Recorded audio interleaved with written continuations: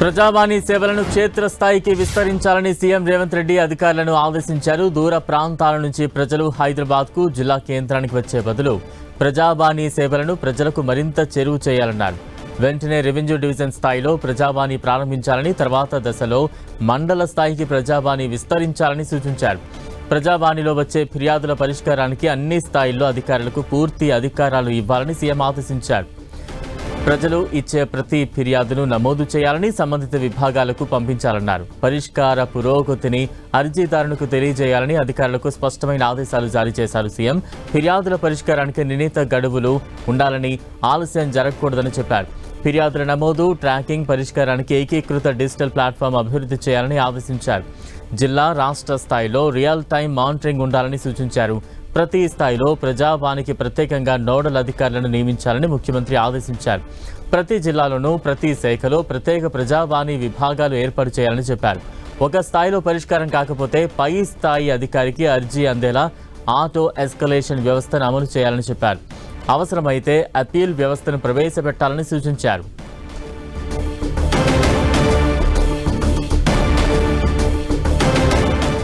ఇక ప్రజావాణి ప్రారంభించాలంటూ కూడా పలు కీలక ఆదేశాలు జారీ చేశారు సీఎం రేవంత్. తాజా అప్డేట్స్ అందించేందుకు ప్రతినిధి కొండల్ సిద్ధంగా ఉన్నారు. కొండల్, ప్రజా సమస్యల పరిష్కారం పైన సీఎం రేవంత్ రెడ్డి ఈ రోజు మరో కీలక నిర్ణయం తీసుకున్నారు. ఇప్పటికే ప్రజా సమస్యల పరిష్కారం కోసం ప్రజావాణి కార్యక్రమాన్ని రాష్ట్ర ప్రభుత్వం నిర్వహిస్తుంది.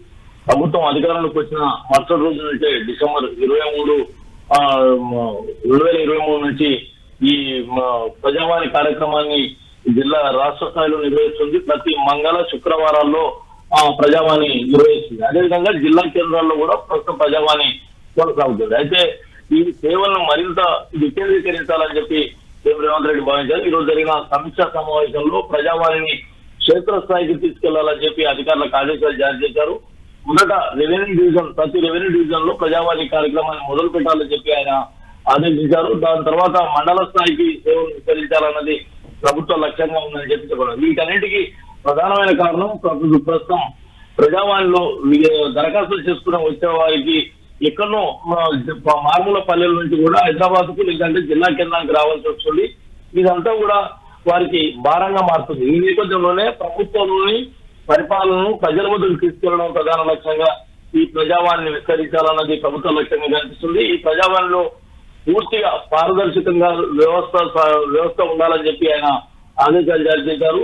ఫిర్యాదులు, అదేవిధంగా నమోదు సంబంధించి ట్రాకింగ్ వ్యవస్థను ఏర్పాటు చేయాలి. ప్రత్యేక సాఫ్ట్వేర్ తో డిజిటల్ ప్లాట్ఫామ్ ఏర్పాటు చేయాలని చెప్పి అధికారులకు ఆదేశాలు జారీ చేశారు. దాంతోపాటు ప్రతి అర్జీ పెట్టుకున్న దరఖాస్తునికి నిర్ణీత గడువులోపు సమస్య పరిష్కారం చేసే దిశగా అధికార యంత్రాంగం పనిచేయాలని చెప్పి కూడా ఆయన ఆదేశాలు జారీ చేశారు. దీనికోసమని ప్రత్యేకంగా ఎక్కడికక్కడ నోడల్ అధికారులను ఏర్పాటు చేయాలని చెప్పి కూడా ఆదేశాలు జారీ చేశారు. ఏదేమైనప్పుడు కూడా ప్రజావాణి కార్యక్రమం అన్నది ప్రభుత్వం ఒక ప్రతిష్టాత్మకంగా అధికారంలోకి వచ్చిన తర్వాత తీసుకున్న కార్యక్రమం.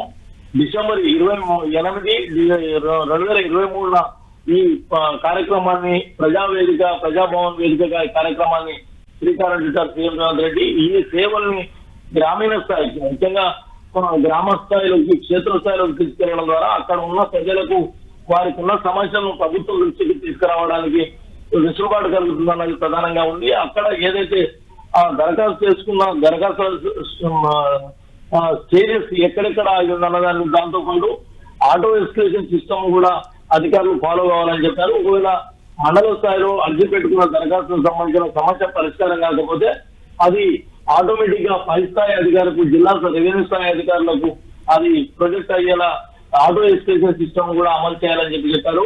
ఈ ప్రజావాణి కార్యక్రమంతో ప్రజల వద్దకు ప్రభుత్వాన్ని మరింత చేరువ తీసుకెళ్లడం లక్ష్యంగా ప్రభుత్వం నిర్ణయం తీసుకున్నట్టుగా తెలుస్తుంది. Right, thank you Kondal.